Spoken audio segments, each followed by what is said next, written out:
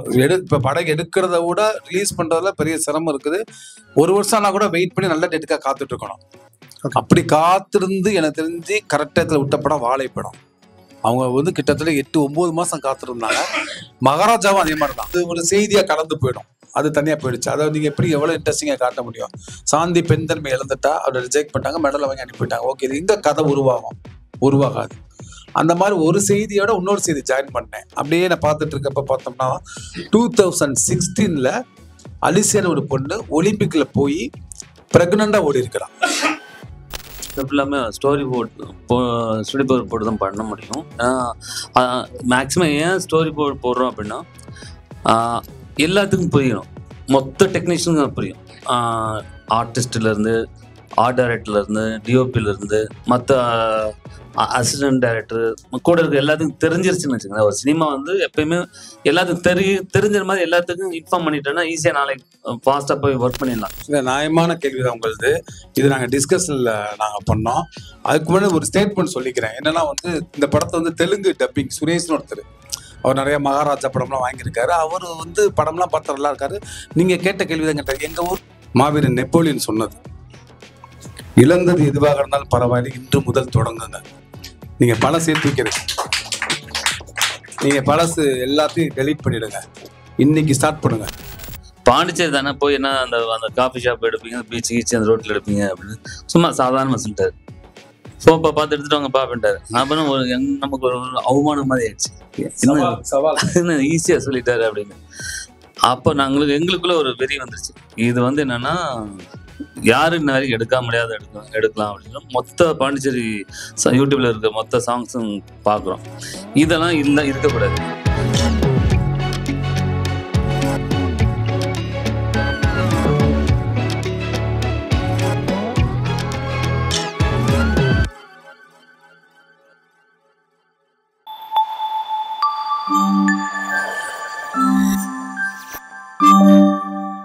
டைரக்டருக்கு ஒரு ஸ்கோப் வந்துருச்சு. தமிழ் சினிமாவில் டைரக்டர் வைஸ் படம் பார்க்க ஆரம்பிச்சிட்டாங்க. ஆனால் ஒரு ஸ்டோரி ரைட்டருக்கு தனிப்பட்ட முறையில் இன்னொரு அங்கீகாரம் தமிழ் சினிமாவில் கிடைக்க மாட்டேங்குது. தனிப்பட்ட முறையில் ஒரு அங்கீகாரம் கிடைக்குமா, அப்படி இருக்கா அப்படின்னு எனக்கு தெரியலை. ஏன்னா நான் ஒரு ஸ்டோரி ரைட்டிங் எனக்கு ரொம்ப பிடிக்கும். அதனால ஒரு கொஸ்டின் அதை கேட்குறேன், இருக்கா அப்படிலாம் வாய்ப்பு எங்களுக்கு எப்படி அப்ரோச் பண்ணலாம்? அதுதான் இங்கே நான் தமிழ் சினிமாவின் சாபக்கேடுன்னு சொல்லலாம். இங்கே என்ன பண்ணிட்டாங்கன்னா, எல்லா ஸ்டோரி ரைட்டையும் டைரக்டர் ஆகிட்டாங்க. கதை தெரிஞ்சவன் டைரக்ட் பண்ணணும் அப்படின்ற சூழல் இங்கே வந்துருச்சு. இப்போ நான் ஹிந்தியில் பண்ணேன்னா, ஹிந்தியில் வந்து நான் ஒரு கதாசிரியர் தான் அங்கே போய் பண்ணேன். அங்கே ஒரு டைரக்டர் பண்ண ஆகாஷ் குர்னா பண்ணாரு. இது வேற பிரிவு, அது வேற பிரிவு. நான் போன உடனே நான் சக்ஸஸ் பார்ட்டிக்கு என்னை கூப்பிட்டுருந்தாங்க பாம்பேல. அவங்களே டிக்கெட் போட்டு சவேரான பெரிய ஹோட்டல், அவங்க 7 ஸ்டார் ஹோட்டல்லாம் கொடுத்து கூப்பிட்டு பண்ணாங்க. ஒரு கதாசிரியரை நல்ல மரியாதை கொடுத்தாங்க. அங்க கதாசிரியர் மரியாதை கொடுத்தாங்க. அந்த படத்துடைய ப்ரொடியூசர் ரேனிஸ் குருவலா வந்து என்ன ஹக் பண்ணி நெத்தியில முத்தமிட்டு, உங்களை மாதிரி பிரெயினி பர்சன் வந்து இங்க வரணுங்கலாம் சொன்னாரு. அங்கெல்லாம் கதாசிரியருக்கு மரியாதை உண்டு. தெலுங்குல எல்லாம் கதாசிரியர் முன்னாடி எந்த ஹீரோவும் உட்கார மாட்டாங்க. மலையாளத்தை கிடையாது. எம்டி வாசன் வந்தாருன்னா மௌலா நின்றுவாரு. அந்த மாதிரி நீங்க நிறைய கேள்விப்பட்டு. இங்க கதாசிரியர் இனமே இல்லை. கதாசிரியர் தான் அவனை தூக்கி போட்டு டைரக்டர் ஆக்கிறாங்க. கதை சொல்ல தெரிஞ்சவங்க இங்க டைரக்டர் ஆடுறாங்க. அது ஒரு பெரிய சாபக்கேடா இருக்கு. கதை வேறு, டைரக்ஷன் வேறு அப்படின்றத பிரிக்கிற சூழல் இங்க என்னைக்கு வருதோ அன்னைக்கு கதாசிரியருக்கு மரியாதை கூடும். அது இப்ப நடந்துட்டு இருக்குது. வெற்றிமாறன் சாருடைய படங்களை ஆரம்பிச்சிருக்கிறாரு, நிறைய இடங்களை பண்ண ஆரம்பிச்சுட்டாங்க. இப்ப நான் கூட ரீசெண்டா ஒரு சிறுகதைக்கு பெருந்தொகை கொடுத்து வாங்கியிருக்கிறேன். ஆமா, ஒரு சிறுகதை, அதுல வர வந்து நம்ம அர்த்தங்களிலிருந்து விடுதலைன்னு சொல்லி கரிகாலன் சார் வந்து எழுதியிருக்கிறாரு. அவர் படித்த இலக்கியம், சிறுகதை, ஆளுமையில எழுதியிருக்கப்ப அதுல ஒரு கிராமத்தை சேர்ந்த ஒரு கரிசல் இலக்கியம் எழுதின ஒருத்தரோட ஒரு வரி, ஒரே ஒரு வரி தான். அந்த கதையை சொன்னா நீங்க அதை கண்டுபிடிச்சிருவீங்க. அந்த ஒரு வரியை வந்து படமாக்கப்படும். அவரை கூப்பிட்டு பெருந்தொகை கொடுத்து நாங்க இப்ப வாங்கி வச்சிருக்கிறோம். இது நாளடைவு மாறும், கண்டிப்பா மாறும். ஏன்னா இன்னைக்கு இருக்கிற ஓடிடி சூழல், இன்னைக்கு இருக்கிற நிறைய வியாபார தளங்கள்ல இப்ப பாத்தீங்கன்னா ஜீல கேட்டிருக்காங்க 1 மினிட் சீரீஸ் கேட்கறாங்க. 50 எபிசோடு 1 மினிட் வரணும். வெப் சீரிஸ் கேட்கறாங்க, ஷார்ட் பிலிம் நிறைய உங்களுக்கு நாம ப்ரொவைட் பண்ணிட்டே இருக்கணும். அப்படி ப்ரைவேட் பண்ணிட்டு இருக்கிறப்ப நல்ல கதைகளை தேர்வு செய்வாங்க, அதுக்கான கதை சொல்லுவாங்க. நான் அடிக்கடி சொல்லிட்டே இருப்பேன், எது எப்படியோ நீ ஒரு கதை இருந்தா பொழைச்சிக்கலாம்டா, அப்படின்ற சூழல் கண்டிப்பா வரும், வந்துகிட்டே இருக்குது. ஸோ நீங்க எதை நம்புறீங்களோ கதையை நம்பலாம். கதையை நம்பினா நீங்க வந்து கண்டிப்பா அதை கொண்டு போய் சேர்த்துரும். கூடிய சீக்கிரம் எல்லா டேட்டையும் கதைகள் தீவிர பட்சத்துல வந்து கதாசிரியர் உருவாவாங்க. அது வந்து கூடிய சீக்கிரம் நடக்கும். அடுத்த 3 வருஷத்துல கதாசிரியர் ஒரு இனம் அதிகமாகும். நீங்க எழுதி வச்சுக்கோங்க, அது நடக்கும். சரி, எனக்கு இந்த படம் பார்த்த உடனே இது உண்மை சம்பவத்தை சார்ந்ததா இல்ல ஒரு ஃபிக்ஷனா நான் ஃபிக்ஷனா அப்படின்ற மாதிரி ஒரு டவுட் வந்தது. நீங்க இப்போ சொன்னீங்க இது உண்மை கதையை பேஸ் பண்ணி பட் வேற மாதிரி நம்ம யோசிச்சோம். இந்த மாதிரி இந்த கதையில நம்ம படமா பண்ண முடியும். இந்த ஒன் லைன், இப்போ நீங்க ஒன் லைனுக்கு ஒரு ஸ்டோரி இருக்கு. நம்ம இந்த படத்துலயும் கூட ஒரு லாட்டரி டிக்கெட்டு அதை வந்து எடுத்துட்டு போய் அவர் கொடுக்குறாருன்றது தான் ஒன் லைன். இதுக்கு நீங்க இமேஜின் பண்ணி இவ்வளோ பெரிய ஒரு ஸ்க்ரீன் பிளே, அது எங்கேஜிங்காக ஃபர்ஸ்ட் 15 மினிட்ஸ் வரைக்கும், ஏன்னா நான் 3 வாட்டி ரிப்பீட்டடாக திரும்ப பார்த்தேன். ஸோ 15 மினிட்ஸ் வரைக்கும் தான் அந்த கேரக்டர் இன்ட்ரடக்ஷன், அந்த சாங்கு எல்லாமே நடக்குது. அதுலேயே எல்லாத்தையுமே எஸ்டாப்ளிஷ் பண்ணிட்டீங்க. அடுத்த 15 செகண்ட்ஸில் நான் ஆக்சுவலாக நினச்சது இந்த போலீஸ் காசு கேட்கறது மூலமாக ஏதோ ப்ராப்ளம் வரப்போகுது போல. ஏன்னா ஃபர்ஸ்ட் சீனே 1.5 கோடி ரூபாய் வந்தது, போலீஸும் காசு கேட்குறாரு, இதுதான் கதையை இருக்க போகுது. ஏன்னா நான் கதை என்னன்றது ஃபுல்லாக டீட்டெயிலாக பார்த்துக்கல, எனக்கு அந்த சஸ்பென்ஸ் இருக்கணுன்றதுனால முன்னாடியே. ஸோ அதுதான் இருக்கும்னு நினைச்சேன். கரெக்டாக 30th மினிட் வந்து அவர் அந்த டிக்கெட் கிடைக்குது, அந்த ஃபோன் காலை கட் பண்றாரு, பதிலே சொல்லலை. அவங்க பேசிட்டே இருக்காங்க, டபக்குன்னு கட் பண்ணிட்டு போறாரு. அப்போ ஒரு பேக்ரவுண்ட் மியூசிக், இது எல்லாமே எப்படி நீங்க வந்து யோசிச்சு பண்ணீங்க? உங்களோட அனுபவத்துல இருந்து எங்களுக்கு ஷேர் பண்ண முடியுமா? எப்படி இந்த ஸ்கிரீன் தியேட்டர்ல எல்லா கிட்டத்தட்ட 150 தியேட்டர்ல கிளாப்ஸ் வாங்கின இடம் அவர்கிட்ட வந்து. ஆமா ஆமா, எல்லாமே கிளாப்ஸ் வாங்கின இடம் இது. ஒருத்தர் நல்லது செய்ய கிளம்புறான்றப்ப ஒரு கைத்தட்டல் வருது பார்த்தீங்களா, இன்னும் நம்ம மக்கள் அறத்தோட இருக்காங்கன்றக்கு அது ஒரு பெரிய உதாரணமா இருந்துச்சு. அப்புறம் வந்து நீங்க கேட்ட கேள்வி என்னன்னா வந்து, நான் இப்ப சமீப காலமா என்னுடைய கதைகள் எல்லாமே செய்திகளோட அடிப்படையில் தான் இருக்கேன். நான் கற்பனை கதைகள் எதுவுமே பண்ணல. கற்பனையா ஒரு கதை பண்ணி அதை நம்ம யோசிக்கிறதுல எல்லாமே. இப்ப ராஷ்மி ராக்கெட்டே ஒரு செய்தி தான், 2 செய்தியை நம்ம ஜாயின் பண்ணோம். அதுக்கு நம்ம ஒரு பயிற்சி எடுத்துக்கிட்டோம். சாந்தி சவுந்தரராஜன், டூட்டி சந்து, இந்த மாதிரி வந்து பெண் தன்மை இழந்தவங்களுடைய ஒரு கதை தனி. அவங்க போராடுறாங்க, அவங்களுக்கு வந்து இந்த செக்ஸுவல் சம்பந்தமா வந்து இது வந்து ஆண் தன்மை அதிகமாயிடுச்சு, ஹைட்ரோஜன் சுரந்துருச்சு, அந்த மாதிரிலாம் சொல்லி ஒதுக்கி பெண் தன்மை இழந்தவங்க நிறைய பேர் இருக்கிறாங்க. சவுத் ஆப்பிரிக்கால கூட கெமியோஸ் ஒரு பேர் வரும். அந்த மாதிரி நிறைய நம்ம அது ஒரு செய்தியா கலந்து போயிடும், அது தனியா போயிடுச்சு. அதை நீங்க எப்படி எவ்வளவு இன்ட்ரெஸ்டிங்கா காட்ட முடியும்? சாந்தி பெண் தன்மை இழந்துட்டா, அவரை ரிஜெக்ட் பண்ணிட்டாங்க, மெடலை வாங்கி அனுப்பிட்டாங்க. ஓகே, இது இந்த கதை உருவாகாது. அந்த மாதிரி ஒரு செய்தியோட இன்னொரு செய்தி ஜாயின் பண்ணேன். அப்படியே நான் பார்த்துட்டு இருக்கப்ப பார்த்தோம்னா 2016ல அலிசியான ஒரு பொண்ணு ஒலிம்பிக்ல போய் பிரெக்னண்டா ஓடி இருக்கிறான். அவ வந்து அப்ப வந்து 8வது மாசம். நீங்க யூடியூப்ல போட்டு பார்த்தா தெரியும். ஒரு பிங்க் கலர் ட்ரெஸ், அழகான பூ வச்சுக்கிட்டு பிரெக்னண்டா ஓடுனான். எனக்கு பயங்கர ஆச்சரியமா இருந்தது. அந்த பொண்ணு வந்து 42வது இடத்துல வந்தா, ஆனாலும் ஒலிம்பிக்ல வந்து நம்ம ஓட முடியும் தைரியமா ஓடணும் பார்த்தீங்களா, அந்த அந்த கட்ஸ் பிடிச்சிருந்தது. அது ஒரு தனி செய்தி, இது ஒரு தனி செய்தி. இப்ப இந்த 2 செய்தியுமே ஜாயின் பண்ணப்பட்டதான் ராஷ்மி ராக்கெட். எனக்கு ஒரு பெரிய தொகை கொடுத்து கதாசிரியர் அங்கீகரிக்கப்பட்ட ஒரு கதை அது. எப்படின்னா வந்து பெண் தன்மை இழந்துட்டாங்க, அவ வீட்டுல அழுதுட்டு இருக்கிறா, அப்படி மட்டும் இல்லாமல் அதுக்கு பிறகு குடும்ப வாழ்க்கைக்கு தயாராகிறா, கல்யாணம் பண்றா, கல்யாணம் பண்ண பிறகு அவளுக்கு வந்து பிரெக்னென்ட் ஆகிறா. ஆன பிறகு சரி நம்ம வாழ்க்கையை ஒதுங்கினப்ப அவனோட கணவன் வந்து சொல்லுவான், இல்ல இதை அபார்ஷன் பண்ணிட்டு நீ ஓட ஆரம்பி அப்படின்னு சொல்லி அவளை கம்பல் பண்றப்ப அவ யோசிப்பா. ஒரு கலை கூத்தாடி வந்து நிறை மாதத்தோட நடந்துட்டு இருப்பான். கீழே இருக்க அந்த கலை கூத்தாடி புருஷன் சொல்லுவா, அந்த கர்ணம் தப்பனா மரணம், நல்லா பாருன்னு சொல்லிட்டு இருக்கப்ப அது அவருக்கு ஸ்ட்ரைக் ஆகும். அப்பா டாக்டர்கிட்ட வந்து நான் அபார்ஷன் பண்ண மாட்டேன், ஆனா வகுத்துல குழந்தையோட ஓடுவேன், நீங்க எனக்கு அனுமதி கொடுங்கன்னு சொல்லி எல்லா இடத்துலயும் போராடி அகாடமிலாம் போய் பயங்கர ஸ்ட்ரகிள் பண்ணி முடியவே முடியாதுன்றுவாங்க அகாடமி. நீ பெண்ணுன்னு ஒத்துக்கிட்டோம்ப்பா, ஆனா குழந்தையோட ஓடுறதுக்கு நாங்கள் ஒத்துக்க மாட்டோம். இது ட்ரெண்டிங்கா நீங்க யாருக்கு ஏதோ பண்றீங்க, வைரலா பண்றீங்க, நீடா நடக்கிறது, டேட்டு குட்டு போறது, அது மாதிரி வகுத்துல குழந்தையோட ஓடுறது, பிரெக்னண்டா ஓடுறதுக்கு நீங்க வந்து ஏதோ ட்ரெண்டிங்கா பண்றீங்க, ஒத்துக்க மாட்டலாம் சொல்லி அந்த தடைகள்லாம் போராடி, ஒரு பொண்ணு வேணா தோத்து போகலாம், ஆனா ஒரு தாய் தோத்து போக மாட்டாரா, போடுறா கையெழுத்தெல்லாம் சொல்லி ஆர்கியூ பண்ணி அந்த எண்டுக்கு வருவான். நீங்க முதல்ல பார்த்த சாந்தி சவுந்தர கதையையும் அந்த அலிசியா கதையையும் கொண்டு வர்றதுக்கு ஒரு பயிற்சி ஒரு வேலை செய்யறதா அந்த கதை. அப்போ குழந்தைகிட்ட பேசுவான், யார்கிட்ட போராடி நான் அனுமதி வாங்கிட்டேன், ஓட்ட நான் வாங்கவே இல்லை, நடக்க போறது போட்டியில யுத்தம், இதுல கண்டிப்பா நம்ம ஜெயிக்கணும். பொதுவா ஒரு தாய் தான் குழந்தைய பத்திரமா பார்த்துக்குவா, ஆனா முதல்ல ஒரு குழந்தை தாயை பார்த்துக்க போதும். 10 செகண்ட் 100 மீட்டர் என்ன நடந்தாலும் எனக்காக பொறுத்துக்கோ, எவ்வளவு வலி வந்தாலும் எனக்காக தாங்கிக்கோ, இங்க ஓடக்கூடாது நான் மட்டும் இல்ல, என்னோட சேர்ந்து நீயும் தான் அப்படின்னு சொல்லுவா. விசில் போடுறவங்க கிளைமாக்ஸ்ல போய் உப்பா துப்பாக்கி வெடிக்கும், படம் முடியும். ஸோ இங்கெல்லாம் நம்ம சின்ன சின்ன கற்பனையில புகுத்துக்கிட்டு அந்த 2 செய்திகளை இணைச்சோம். போன படமும் நான் இப்போ திருமணிக்கும் செய்தி தான், அடுத்து நான் இப்போ நேற்று சொன்ன ஒரு கதையும் செய்தி தான், அதுக்கு அடுத்த கதை. இந்த செய்தியை நம்ம எப்படி பார்க்குறோம்? சாதாரணமா ஒரு 2 வயதான தம்பியில் தூக்கு போட்டு தொங்கிக்கிட்டாங்க அப்படின்றது செய்தி தான். அது எப்படி கதையை மாற்ற முடியும்? அதுக்குள்ள நம்ம டிராவல் பண்ண அது ஒரு பெரிய பயிற்சி தான். பவர் ஆஃப் ஹேபிட்னு ஒரு புக்கு படிச்சிருப்பீங்க. நீங்க ஹேபிட் உங்களுக்கு மாற மாற அந்த பயிற்சி பவரா மாறும். இன்ட்ரெஸ்டிங்கா நம்ம என்ன கிரியேட் பண்ண முடியும்? இந்த மாதிரி கதைக்குள்ள ரொம்ப உங்களுக்கு வந்து பிரீச்சியா வரக்கூடிய ஒரு கதை எப்படி இன்ட்ரெஸ்டிங்கா பண்ண ஒரு பயிற்சி தான். நம்ம பயிற்சி பண்ண நம்ம வந்துடும். எனக்கு என்னன்னா இந்த படம் நான் ஓடிடில பார்த்தேன் சார். எனக்கு ரொம்ப பிடிச்சிருந்தது. ஸ்கிரீன் பிளே, மனிதநேயம் எல்லாமே சூப்பரா இருந்தது. ஆனா எனக்கு படம் பார்த்தோன்னா ஒரே ஒரு இது என்னன்னா, இந்த படம் கேரளா எடுத்தது, அந்த கேரளா ஸ்டோரியில அங்க இருக்கிறவங்களுக்கு கனெக்ட் ஆயிடுச்சு, நமக்கு படமா பிடிச்சிருக்கு. இப்ப தமிழ்நாட்டுல வந்து லாட்ரி வந்து பேன் பண்ணியிருக்காங்க. இப்போ ஒரு கஷ்டப்படுற ஃபேமிலி போய் ஒரு லாட்ரி சீட்டு வாங்கினா அதிர்ஷ்டம் வந்து நம்ம அவன் நம்பிக்கை பழிச்சிடுச்சு. இதே நம்ம தமிழ்நாட்டுல பேன் பண்ணதுக்கு ரீசனே வந்து நிறைய பேரோட ஃபேமிலி, எக்ஸாம்பிள் என் கிளாஸ்மேட்டோட 2 பேர் அப்பா வந்து லாட்ரி சீட்டு வித்துருக்காங்க. அந்த ஃபேமிலிலாம் எந்த வித லக்கும் இல்லாம ரொம்ப அழிஞ்சிருக்காங்க. அதே போல இன்னொரு ஃப்ரெண்டோட அப்பா வந்து வாங்குற சம்பளத்தை ஃபுல்லா லாட்ரி சீட்டா வாங்கி அழிஞ்சவர் அவரு.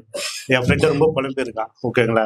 ஸோ அது பேன் பண்ணது இப்போ நான் நல்லதுன்னு நினைக்கிறேன். ஸோ நீங்கள் ஒரு பயம் ஏதாவது இந்த மாதிரி நம்ம ஸ்டோரி எடுக்கும்போது உங்களுக்குள்ள இல்லை நீங்கள் டிஸ்கஸ் பண்ணும்போது இது தமிழ்நாட்டில் பார்த்தோன்னா யாராவது இந்த திருப்பி லாட்ரிஸ் வாங்க ஒரு ஆசை வரும். இப்போ எனக்கே வந்தது எக்ஸாம்பிள். அதனால சொல்லுறேன். நான் ஏன்னா இப்போ வாங்கிட்டு இருக்காங்க. கேரளாவில் சில நம்ம ஃப்ரெண்ட்ஸ்லாம் போயிட்டு மலைக்கு போனாங்கன்னா கேரளா லாட்ரிஸ்லாம் வாங்கிட்டு வராங்க, வாங்குறாங்க. ஸோ உங்களுக்கு அந்த மாதிரி ஒரு சின்ன, ஏன்னா நம்ம ஒரு ஸ்டோரி அனுப்பும்போது அது வந்து படமும் சூப்பரா இருந்தது, அதெல்லாம் எனக்கு வயசுல. ஸோ இந்த ஒரு பயம் நம்ம பார்த்துட்டு தமிழ்நாட்டு ஆடியன்ஸ் வந்து இந்த மாதிரி எதாவது திருப்பி இதுக்கு அடிக்ட் ஆகணும். ஏன்னா ஒரு லாட்ரி சீட்டம்னா மார்ட்டின் வந்து 1 லட்சம் கோடிக்கு அதிபர்ன்றாங்க. அவரோட மருமக வந்து ஒரு கவர்மெண்ட்டே இன்னைக்கு மாத்தி ஒவ்வொரு கட்சியில மாத்தின்னு கவர்மெண்ட்டே மிரட்டுற அளவுக்கு ஒரு பெரிய ஆளா வராரு. ஸோ மக்களோட பணத்தை வந்து இப்படியே மிஸ்யூஸ் பண்றாங்களா? ஸோ அதனால எனக்கு இந்த டவுட் வந்து வேற நியாயமான கேள்விதான் உங்களது. இது நாங்க டிஸ்கஷன்ல நாங்க பண்ணோம். அதுக்கு முன்னாடி ஒரு ஸ்டேட்மெண்ட் சொல்லிக்கிறேன். என்னன்னா வந்து இந்த படத்தை வந்து தெலுங்கு டப்பிங் சுரேஷ்னு ஒருத்தர், அவர் நிறைய மகாராஜா படம்லாம் வாங்கியிருக்காரு. அவரு வந்து படம்லாம் பார்த்து நல்லா இருக்காரு. நீங்க கேட்ட கேள்விதான் கேட்டாரு, எங்க ஊர்ல லாட்ரி இல்லையே அப்படின்னாரு. நான் சொன்னேன், உங்க ஊர்ல நேர்மை இருக்குல்ல சார்.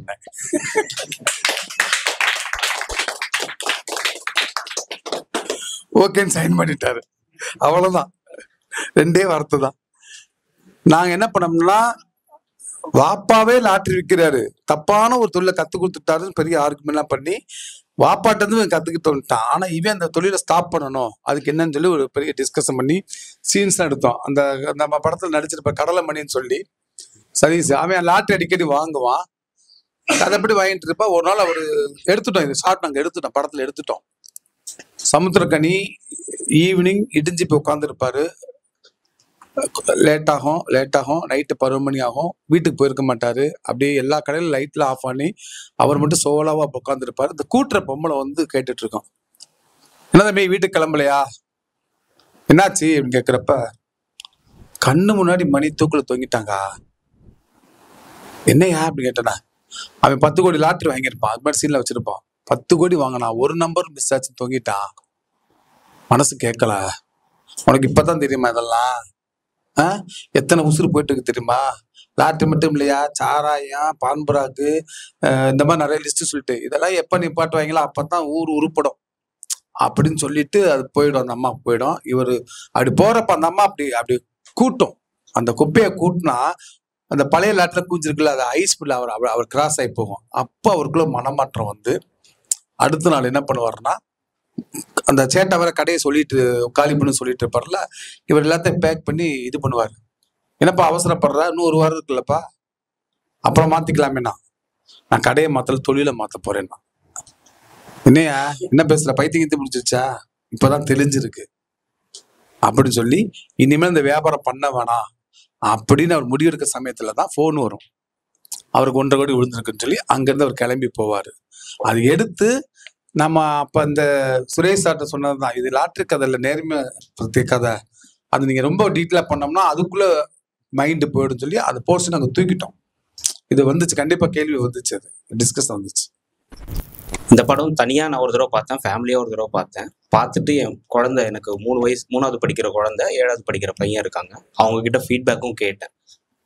ஏன்னா அவங்களுக்கு இது புரியணும், இது அவங்களுக்கு ஒரு முக்கியமான அடுத்த ஜென்ரேஷனுக்கும் போய் சேர வேண்டிய ஒரு மாறலா நான் பார்த்தேன். ஸோ அவங்களும் இதை புரிஞ்சுக்கிட்டாங்க. அந்த அளவுக்கு தெளிவா இந்த படம் இருந்துச்சு, குழந்தைக்கும் புரியுற அளவுக்கு. ஸோ இந்த படத்துல எனக்கு சில அது படம்னும் போது அது ஒரு டைரக்டரோட ஒரு கிரியேஷன். பட் எனக்கு கொஞ்சம் சந்தேகமா இருந்த சில விஷயம் நான் கேட்குறேன். இப்போ போலீஸ்கார்கிட்ட ஒரு எஸ்ஐ கிட்ட 4 லட்ச ரூபாய் அவங்க ஒய்ஃப் ஹஸ்பண்டுக்கு தெரியாம கடன் வாங்கியிருக்காங்க அப்படின்ற ஒரு விஷயமும், அதே பர்சன் கிட்ட போய் இவங்க வந்து 1.5 கோடி ரூபாய் லாட்டரி அடிச்சிருக்கு அப்படின்னு சொல்ற விஷயமும் எனக்கு கொஞ்சம் முரணா இருந்தது. ஏன்னா ஒரு போலீஸ் மைண்ட் எப்படி இருக்கும்னு தெரியும். அதே நேரத்துல போலீஸ் எல்லாருமே கெட்டவங்க இல்லைன்றதுக்காக தான் அந்த ஜோசப்ன்ற கேரக்டர் கடைசியில போய் அந்த மலையில இருந்து விழுந்து சாகடான்ற மாதிரி டெட் எண்ட்ல போய் விட்டுறாரு. ஸோ இந்த ஒரு விஷயமும், இன்னொரு கொஸ்டின் வந்து தம்பி ராமையான் கேரக்டர் வருது. அது கிளைமேக்ஸ் வரைக்கும் எங்கேயாவது டிராவல் பண்ணி ஏதோ ஒரு விஷயம் பண்ணுவாங்கன்னு நான் எதிர்பார்த்தேன். அது மாதிரி ஏதாவது நீங்க எடுத்திருந்து அதை டெல் பண்ணிட்டீங்களான்னு எனக்கு தெரியல. பட் தம்பி ராமையா போர்ஷன் இதுக்குள்ள வரணும். அந்த பஸ் டிராவல்ல மட்டும் அவர் கூட சில கான்வர்சேஷன் ஏற்படுது. ஸோ ஸ்ட்ரேஞ்சர் கிட்ட இவர் எல்லாத்தையும் பகிர்ந்துக்கிற மாதிரி இருக்கு. இந்த 2 விஷயம் மட்டும் எனக்கு கொஞ்சம் ஒரு கேள்வியா மனசுல இருந்து அதை கேட்கிறேன் சார். இப்ப முதல் கேள்வி என்னன்னா வந்து அவங்க யாரும் ட்ரை பண்ணாங்க, என்னென்னமோ சொன்னாங்க, ஃபாதர் பண்ணாரு, இவர் பண்ணாரு, யாருக்குமே மசியாதாலும் ஒருவேளை போலீஸை வச்சு மசிய வைக்கலாமோ, இவர் பிரச்சனை தீரும், அவங்க பிரச்சனை கிளியர் ஆகும் அப்படின்னு நினைச்சுதான் அவங்க போறாங்க. அது ஒண்ணு. ரெண்டாவது, ஸ்கிரீன் பிளேல ஒரு டெம்போ தேவைப்படுது. இது சிலது ஸ்வீட் மிஸ்டேக் நம்ம எடுத்துக்கலாம். அதே மாதிரி அந்த டெம்போவுக்காக நம்ம பயன்படுத்த டூல் தான் அந்த. அதே இப்போ ரெண்டாவது தம்பி ராமையா சீன் முதல்ல இல்லை, ஃபர்ஸ்ட் ஷெட்யூல் நாங்கள் போயிட்டு வரப்ப இல்லை. நாங்கள் போட்டு பார்க்குறப்ப ரொம்ப இவங்க சொல்றது ஒரு ஒரு ஒரு ப்ரீத்தே விட முடியாமல் ரொம்ப டைட்டாக இருக்குமோ ஸ்கிரிப்ட் அப்படின்ற மாதிரி நாங்கள் யோசித்து தான் வந்து தம்பி ராமையா கேரக்டர் நாங்கள் வச்சோம். ஃபர்ஸ்ட் ஷெட்யூல் முடிச்சுட்டு அது 2வது ஷெட்யூல் நாங்கள் எடுக்கிறப்ப என்னன்னா ஆமாம். அப்போ நீங்கள் தேட்டரில் நீங்கள் இப்போ பார்த்தீங்கன்னா தெரியும், பயங்கர கிளாப்ஸ் அந்த சீனுக்கெல்லாம். ஆமாம், அந்த சீனுக்கெல்லாம் ஏன்னா இது தேட்டர் மூடு சீன். அது ஓட்டியில் நமக்கு முன்னப்பட அந்த இடம் கம்மியாக இருந்தால் கூட தேட்டர் மூடுக்காக வந்து ரொம்ப அப்ளாஸ் வாங்கினோம் ஒரு இடம். அதை நம்ம தெரிஞ்சுதான் வச்சோம். அது இன்னொரு விஷயம். இல்லாட்டினா இவர் நம்மளோட கேள்வியெல்லாம் அவர் கேட்டுட்டே வருவார். நம்ம முதல்ல ஆக்சுவலாக நாங்கள் என்ன வச்சோம்னா, நாங்கள் வந்து மாணிக்கத்துடைய சின்ன வயசு இருக்கான்ல, அவன் பக்கத்தில் உட்காந்து வருவான். அவனுடைய மனசாட்சியே கேள்வி கேட்டுட்டு வரும். இவன் கேட்பான், சின்ன பையன், அவர் பதில் சொல்லுவார், கேட்டுட்டே கேட்டு வருவார். அதுதான் ஃபர்ஸ்ட் எங்களோட பிளானாக இருந்துச்சு. நான் வந்து இது ஃப்ளாஷ்பேக் வந்து முதல்ல ஷூட் பண்ணிட்டோம். நாசர் சார்லாம் ஃபர்ஸ்ட் ஷூட் பண்ணிட்டோம். அந்த ஷெட்யூலில் நாங்கள் ஷூட் பண்ணி அங்கேயே உட்காந்து எடிட் பண்ணுறப்ப தான் நான் பார்த்தேன். நம்ம திரும்ப இந்த ஃப்ளாஷ்பேக் மேலே அந்த பையனை நம்ம ரிவீல் பண்ணிட்டோம்னா அந்த பெப்பு போயிடுமே. ஸோ இந்த சின்ன பையன் ட்ராவல் பண்ணால் நம்ம கேன்சல் பண்ணிடுவோம். அவர் மட்டும் போட்டும். ஆனால் அவர் மட்டும் போனான்னா கேள்வி இருக்கு, எதுக்காக போற, எப்படி இருக்குது, இப்போ எப்படி மஞ்சள் போய் யார்கிட்ட அவர் சொல்லுவார்ன்றதுக்காக அவர் நம்மளுடைய கேள்வியா கேட்கறதுக்கு ரெப்ரசன்ட் ஒருத்தர் வேணும்னு சொல்லி தம்பி ராமையா காமெடியா நம்ம வச்சோம். அப்படி பிளேல நடந்த விஷயம் தான் சார். வணக்கம் சார். வணக்கம். நீங்க இந்த ரைட்டர் ஒன்லைன் கதை கரிகால் சார் வாங்கிட்டு சொல்லி ரொம்ப சந்தோஷம். அது தொடர்ந்து இது பண்ணுங்க. ஏன்னா காலைல ஸ்டேஷன்ல கூட நான் வந்து லிரிசிஸ்ட் சார்ட்டு பேசும்போது அந்த அவங்க இன்னும் வந்து லிரிசிஸ்டும் சரி ரைட்டரும் சரி அவங்க இன்னும் நிறைய அவங்களுக்கு ரெகனைஸ் பண்ணல அப்படிங்கிறது தான். அது நீங்க ரெகனைஸ் பண்ணது ரொம்ப நன்றி சார். நான் இன்னும் உங்க படம் மாணிக்கம் நான் பார்க்கல, நான் பார்த்துட்டு தான் அது சம்பந்தமா பேச முடியும். அதே சமயத்துல நீங்க மாணிக்கம் படத்துல ரஜினி சார் கொடுத்த பேட்டி, அவரு பேப்பர் கொடுத்தது, அது எல்லாமே நான் படிச்சுட்டேன். இதனால அவங்க நிறைய என்கரேஜ் பண்ணாங்க. கனி சாரை பர்சனலாவே எனக்கு பிடிக்கும். ஏன்னா விருத்தாசலத்துல அவரு வீடு வீடா போயிட்டு கவர்மெண்ட் ஸ்கூல்ல சேருங்க அப்படிங்கிற இதை சொன்னாரு. அப்படின்னு சொல்லிட்டு எங்க ரிலேஷன் அவங்க ஸ்கூல்ல ஒர்க் பண்றாங்க மேடம். அதை வச்சு கனி சார் ஒரு படம் அவங்க கதையை வச்சு படம் பண்ணியிருக்காங்க. செம்மறியாடு சம்பந்தப்பட்ட கதை. கிடாரி. நீங்க சொல்றது கிட்டத்தட்ட அவங்க அந்த மேடத்தோட சார் பேரு கரிகாலன். அவங்கள்ட்ட தான் கதை வாங்கிருக்கீங்களா எனக்கு தெரியல. இல்ல அவருடைய தொகுப்புல அந்த கதை இருந்துச்சு. கரிகாலனுடைய அர்த்தங்கள் இந்த விடுதலைன்னு ஒரு தொகுப்பு. அதுல அவர் சிறுகதை பத்தி குறிப்பிட்டிருந்தாரு. அந்த ரைட்டரை கரிகாலன் சார் மூலம் தான் தேடி நாங்க வாங்கி ஒரு விலை கொடுத்து வாங்கிட்டோம். இல்ல இந்த கிடாரி படம் இருக்குல்ல சார், கிடாரி படம் அந்த கிடாரியை வந்து கணியனை வாங்கியிருக்கிறார். தமிழ்ச்செல்வி மேடத்தோட கவி கணியனை வாங்கியிருக்கிறார். நீங்க சொல்றது கரிகாலன் சார் வந்து தமிழ்ச்செல்வி மேடத்தோட மிஸ். ஆமா, கரிகாலனும் தமிழ்ச்செல்வியும் கணவன். அவரு சாரோட கதை தான் வாங்குறீங்களா? ஏன்னா நான் விருதாசலம் தான், எனக்கு பர்சனலா தெரியும் உங்களுக்கு. அதாவது நான் அவங்க மூலியமா கனி சாரை மீட் பண்ணி பேசணும் சொல்லி நிறைய விஷயம் கேட்டப்ப அவங்க சொன்னாங்க வந்து அவங்க மேடம் ஒத்துப்பாங்களா என்னன்னு தெரியல. அவங்க ஹெச்எம்மா இருக்காங்க, அந்த ஸ்கூல்ல நான் ஒர்க் பண்ணிட்டு இருக்கேன் அப்படின்னு சொல்லிட்டாங்க. அவங்க மேடம் பேர் சந்திரகலா. அவங்க மேடம்லாம் ஒன்றா தான் ஒர்க் பண்றாங்க. அவங்க தான் கனி சார் பத்தி சொல்லும்போது எனக்கு இன்னும் கொஞ்சம் என்கரேஜிங்கா இருந்தது. ஏன்னா ஒரு இந்த வெள்ளை யானை படத்துல நிறைய விஷயம் சொல்லியிருப்பாரு. நான் பேசிக்கலி இயற்கை விவசாயம் போது எனக்கு விவசாயம் சம்பந்தமாவே எனக்கு ஒரு துடிப்பாவே எல்லாமே பண்ணிட்டு இருக்கோம். நான் ஸ்கிரிப்ட் பண்றதுல எல்லாமே இப்போ நீங்க இந்த விஷயம் சொல்லும்போது எனக்கு நிறைய விஷயம் கனெக்ட் ஆகுது. அதை வந்து நீங்க ரொம்ப என்கரேஜ் பண்ணது ரொம்ப நன்றி. அது ஒண்ணு. இன்னொன்னு வந்து நான் மாண்புமிகு விவசாயின்னு ஒரு கதை வச்சிருக்கேன். அதுக்கு ஃபுல்லா வந்து நீங்க தான் கை கொடுக்குறீங்க கிட்டத்தட்ட. அதை நான் நல்லா ஸ்ட்ராங்கா பண்ணலாம் அப்படிங்கிற மாதிரி சொல்ல வரீங்க. அதுபோல மான்காரத்தை படத்துல வந்து அந்த ஸ்டில்லு தான் பேசும். இப்போ ஒன் வே லவ்னு ஒரு கதை வச்சிருக்கேன். அந்த கதைக்கு வந்து சார் தான் கேமரா, அதான் அவர்கிட்ட ஸ்டில்ல பத்தி தான் பேசுவார். அந்த ஸ்டில்லு தான் எஸ்கே சார் சொல்லியிருப்பாரு. அந்த டைரக்டர் சார் கூட்டு போனாங்களாம், அவருக்கு அவ்வளோ கான்ஃபிடென்ட் வரலையாம். அந்த மான்காரத்தை ஸ்டில் எடுத்த பிறகுதான் அந்த கான்ஃபிடென்ட் வந்ததுன்னு சொல்லி எஸ்கே சாரே சொல்லியிருப்பாரு. அதுக்கு ரொம்ப ரொம்ப ரொம்ப நன்றி சார். ஏன்னா ஒரு சில விஷயங்கள் உங்களை பேஸ் பண்ணியும் ஒரு சில விஷயங்கள் உங்களை பேஸ் பண்ணி இருக்கு. நான் ஏடியா ஒரு படம் ஒர்க் பண்ணியிருக்கேன். அது என்ன படம் ரிலீஸ் ஆகாம இருக்கு. ஏற்கனவே ஒரு படம் ஒர்க் பண்ணா அது படம் ரிலீஸ் ஆகுமா என்னன்னு தெரியல. இப்போ அடுத்து 3வது ஒரு படம் பண்ணா அது எப்படி ட்ராப் ஆகுற மாதிரி தான் இருக்கு கிட்டத்தட்ட. நான் இப்போ ஏடியாவும் ட்ரை பண்றேன், ஏசியா ஒர்க் பண்ண பெட்டரா இருக்கும்னு தோணுது. ஏதாவது வாய்ப்பு கொடுத்தீங்கன்னா நான் பண்றேன். நான் ஊர்ல விவசாயம் பண்ணிட்டு ஊர்லயே தான் இருக்கேன். எனக்கு ஏதாவது சான்ஸ் கொடுத்தீங்கன்னா நான் ரைட்டராவோ என்கிட்ட இருக்க கதையை சொல்றேன். ஏதாச்சும் என்ன கொஞ்சம் ரெக்கக்னைஸ் பண்ணீங்கன்னா நல்லா இருக்கும். ஏன்னா என்னால ஒரு லெவலுக்கு மேல சென்னையிலேயே தாக்கு பிடிச்சி இருக்க முடியல. நான் 92ல வந்தேன். இப்போ 7வது ஸ்டேஜ் வரேன் போறேன் ட்ரை பண்றேன். இப்போ இதுக்கு முன்னாடி பியூர் சினிமாவுக்கு வந்தது விக்னேஷ் கார்த்திக் சார் இன்ட்ரோக்கு வந்தேன். அதுக்கு ரொம்ப வருஷம் கழிச்சு இப்பதான் வரேன்னு வச்சுக்கலாம், ரொம்ப மாசம் கழிச்சு. அதுபோல நீங்க என்ன மாதிரி உள்ளவங்களுக்கு ஏதாவது கொஞ்சம் கைட் பண்றது ஏதாவது சொல்லுங்க. ரொம்ப நன்றி சார். நல்ல படங்கள் உங்க மூலியமா வர்றது ரொம்ப சந்தோஷமா இருக்கு. உங்களுக்கு வந்து ஒரு முக்கியமான வாசகம் சொல்றேன். மாவீரன் நெப்போலியன் சொன்னது, இழந்தது எதுவாக இருந்தாலும் பரவாயில்லை, இன்று முதல் தொடங்குங்க. நீங்க பழசே தூக்கிறீங்க, நீங்க பழசு எல்லாத்தையும் டெலீட் பண்ணிடுங்க. இன்னைக்கு ஸ்டார்ட் பண்ணுங்க, சீக்கிரம் ஜெயிச்சிருவீங்க. பழசையும் மைண்ட்ல போட்டுட்டு இருக்காங்க. உருளைக்கிழங்கு அழுகிடும், தூக்கி வெளியே கடாசுங்க, ஜெயிச்சிடலாம். பீர் சினிமாக்கு வந்துட்டீங்கல்ல, கவலைப்படாதீங்க. அப்புறம் குறிப்பா சொல்லணும், நான் பல மேடைகளை நிராகரிச்சிருக்கேன். அதுக்காக நம்ம ஒரு நாள் ஸ்பெண்ட் பண்ணணும், போகணும், நம்ம வேலைகளை கெட்டு போயிடுன்ட்டு. ஆனா நான் பீர் சினிமாவை விரும்பி இவட்ட சண்டை போட்டு என்னை எப்ப கூப்பிடுவீங்க படம் பாருங்க, நான் கண்டிப்பா வந்து பேச நான் விரும்பி வந்த இடம் இது.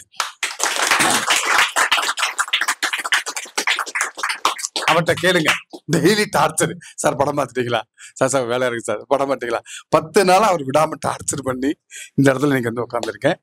ஸோ வந்து ஆத்மார்த்தமா நம்ம படத்துல கூட ஒரு டயலாக் வரும், நீங்க வந்து உண்மையான இயக்கத்தோடையும் நேர்மையான நோக்கத்தோடையும் செயல்பட்டால் கண்டிப்பா கடவுள் வருவாருன்னு சொன்னீங்க பார்த்தீங்களா. இவங்க செய்யற நேர்மையான நோக்கம்,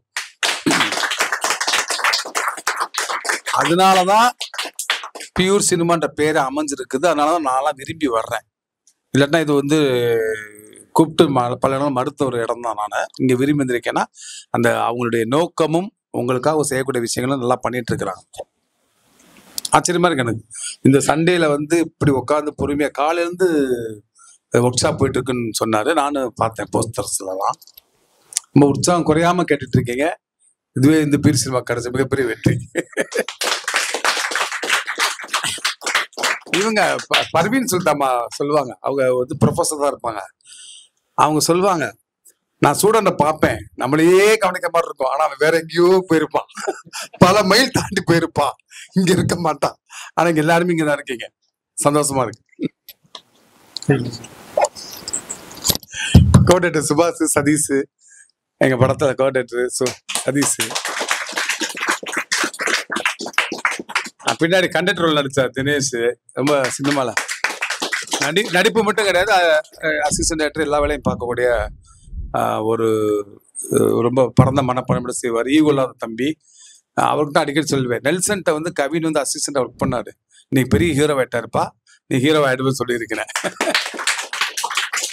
நம்ம கிட்ட என்ன இருக்கு, நம்பிக்கையான வார்த்தைகள், நம்பிக்கையான சொல்ல தவிர கொடுக்குறதுக்கு என்ன இருக்குது, அதை கொடுத்துக்கிட்டே இருக்கணும், நம்ம நினைச்சுக்கிட்டே இருக்கணும்.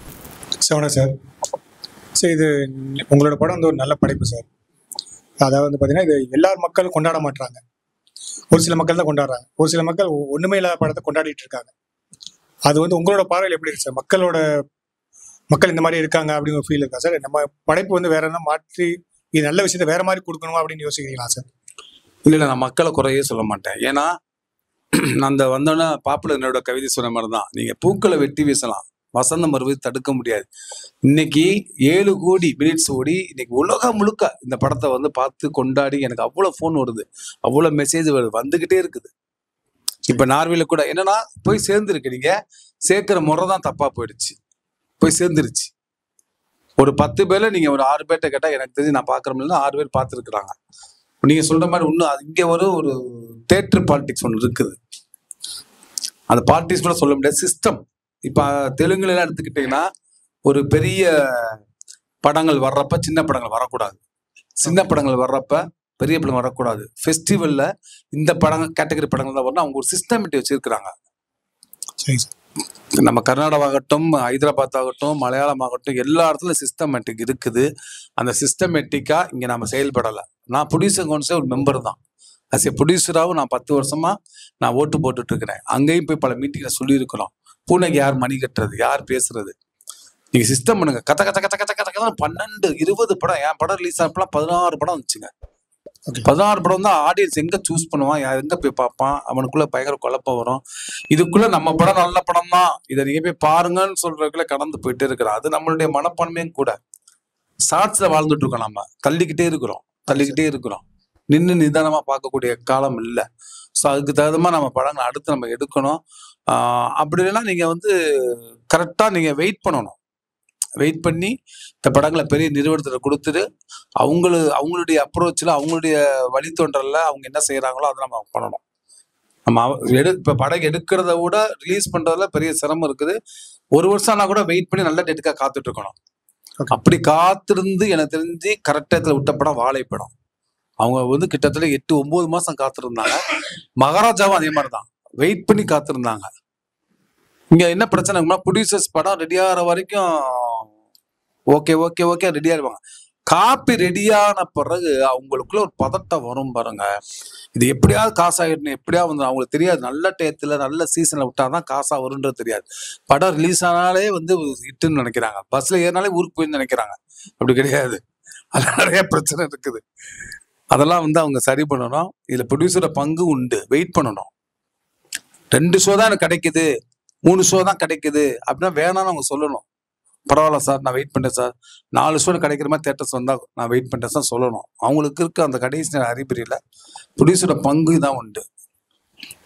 அதே மாதிரி ஆர்டிஸ்ட்டை போய் ப்ரொடியூசர் இப்போ ரீசெண்டாக ஒரு பெரிய ஆர்டிஸ்ட், ஒரு வளர்ற ஆர்டிஸ்ட் கிட்டே இருக்கிறாரு, நான் 5 கோடி சம்பளம் தர அவர் டேட் வாங்கிட்டு வாங்கன்றாரு. ஆக்சுவலாக அப்போ அவர் கேட்குற ஹீரோ வந்து 2 கோடி தான் இப்போ கேட்டுட்டு இருக்காரு.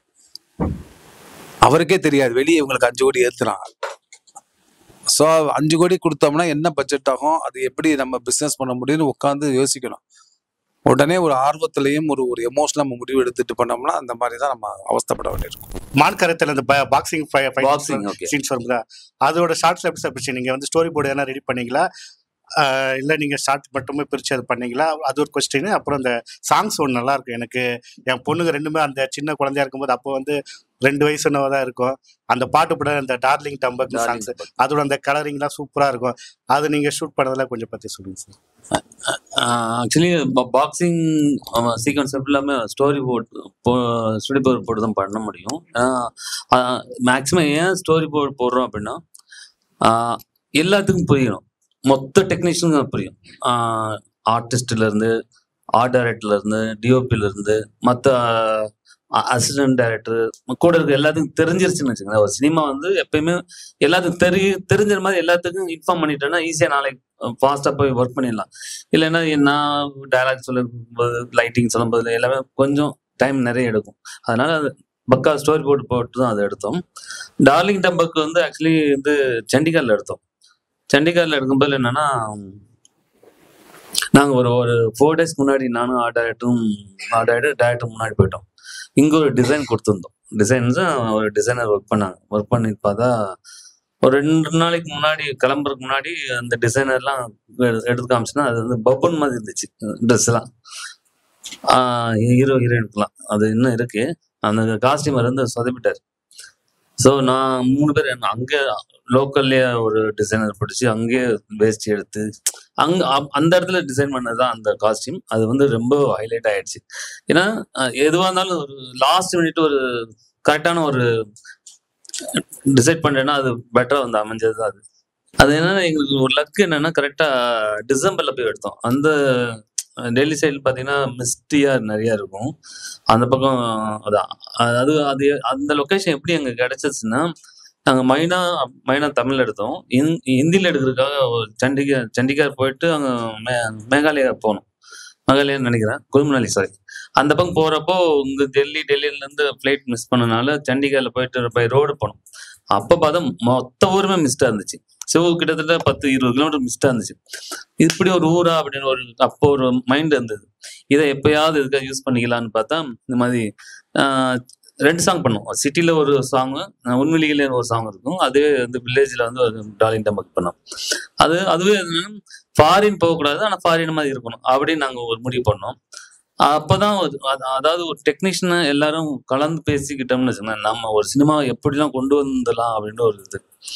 அதாவது ஒரு மான்காது இன்னும் சாங் இருக்கும், பாண்டிச்சேரியில் எடுத்திருக்கோம், மாஞ்சா போட்டு தான் அப்படின்னு. அது என்னன்னா முருகதாஸ் சார் தான் ஒன் ஆஃப் த ப்ரொடியூசர். நானும் டைரக்டர் ஆர்ட் டைரக்டர் வண்டியில் போயிட்டு இருந்தோம்.